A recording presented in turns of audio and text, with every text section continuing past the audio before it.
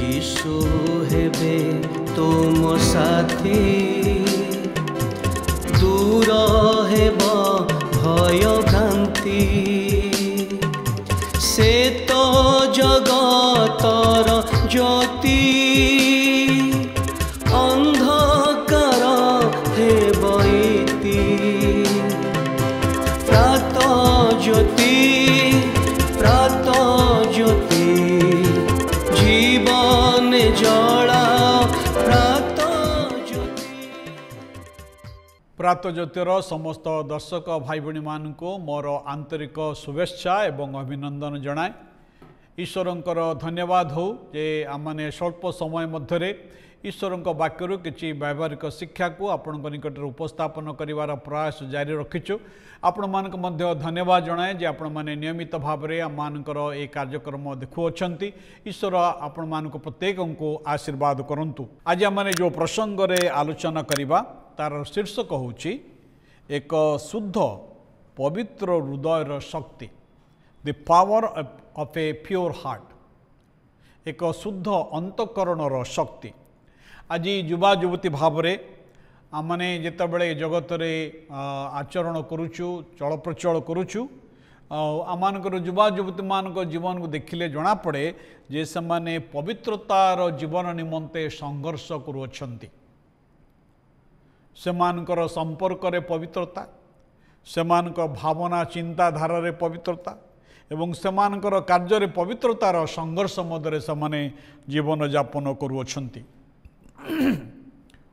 भाई भणी माने आमानकर जगत उपर ठाउरिया भाव में अनेक विषय ध्यान दे थाए।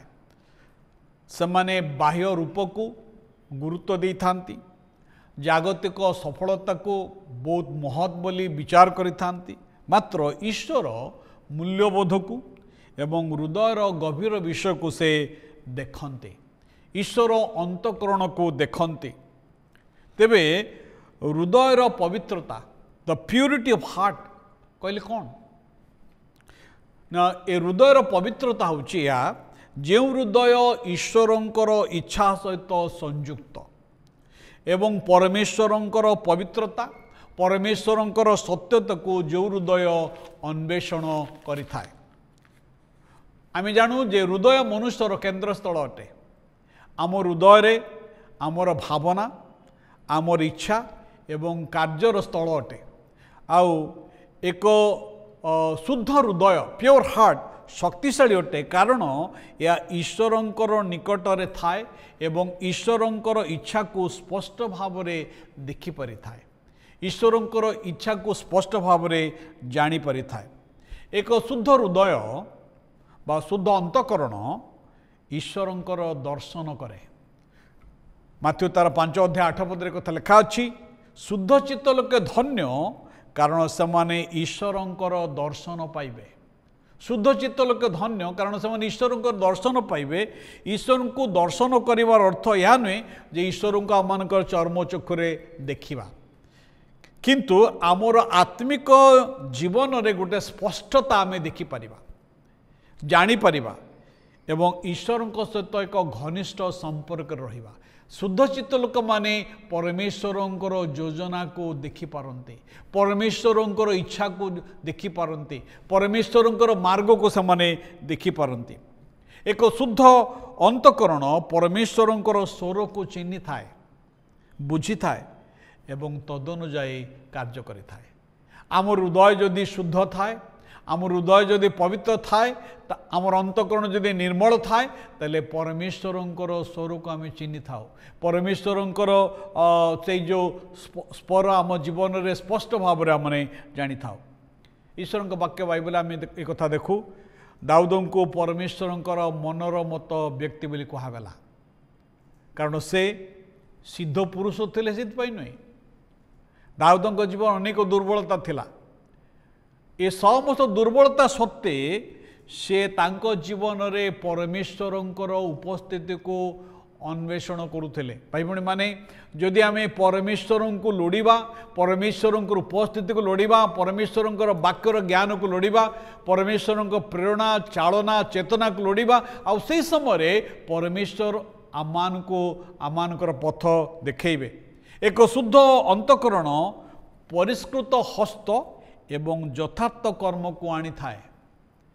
एक परिष्कृत हस्त एवं यथार्थ कर्म को आनी थाए। से गीत संहिता तार 24 गीतर 3 और 4 पदरे कथा लिखा जाए, किए सदा प्रभु पर्वत रे आरोहण करिवो वो किए तांको पवित्र स्थान रे ठिया हबो, जार हस्त सूची वो अंतकरण निर्मल, जार मन असारत प्रति उठी नहीं, पुणी जे छल भाव शपथ करी नहीं, से किए प्रभुंकर उपस्थिति ठिया हबो। प्रभुंकर पवित्र उपस्थिति ठिया होगापी आज प्रभु जड़े व्यक्ति को खोजते जार अंतकरण निर्मल, जार अंतकरण कौन सी छलना नहीं, शुद्धता पवित्रता, केवल मंद कर्मरु निजको पृथक रखा ताहा नुहे, मात्र साधुता सचोटता यथार्थ विषय प्रत्येक परिस्थिति रे कार्य करवा। जोसेफ उदाहरण जदि आम देखू जे जोसेफ अति भयंकर भाव में प्रलोभित हेले, यौवन जीवन रे सबुठारु से जो यौवन जीवन प्रलोभन अति भयंकर अटे। आउ से एक कथा उत्तर देले, से कहले एते बड़ दुष्टता मु परमेश्वर विरुद्ध रे किपरि करि पारे, ईश्वर विरुद्ध रे मु पाप करि पारिबि नहीं। से तांकर अंतकरण को शुद्ध रखिले, से तांकर अंतकरण रे कौन से मंद भावना को स्थान देले नहीं। आपण जीवन रे प्रलोभन दिग प्रति सजग रुहतु। आपण हृदय को जदि पवित्र रखापी चाहती ताले से प्रलोभन दिग प्रति सतर्क रुहतु। सोशल मीडिया, रिलेशनशिप, मनोरंजन माध्यम गुड़िक जहाँ रही एसबू आमर मन को कलुषित करें। भाई भणी माने जगत रे अनेक विषय रही जहाँकि आम मन को कलुषित करें। एक शुद्ध अंतकरण परमेश्वरंकर इच्छा सहित संयुक्त होता है।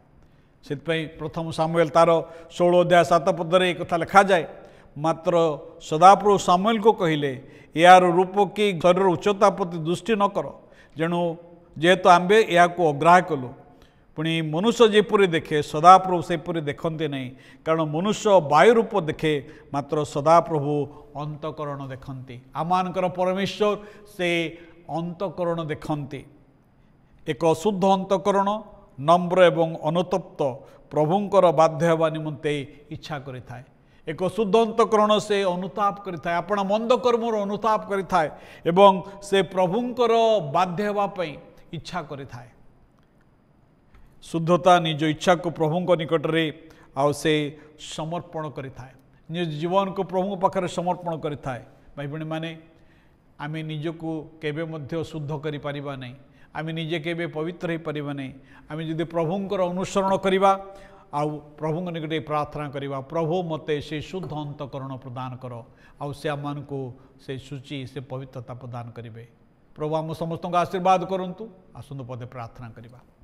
प्रभु तुम पवित्र वाक्य निमंते धन्यवाद दे ये प्रार्थना करुच। प्रभु आम समस्त को से शुद्ध एवं पवित्र अंतकरण प्रदान करो, जो हृदय आम तुम सेवा करूँ, जो हृदय प्रभु आम जगत में बंची तुम गौरव तुम महिमा कर साहाय्य कर।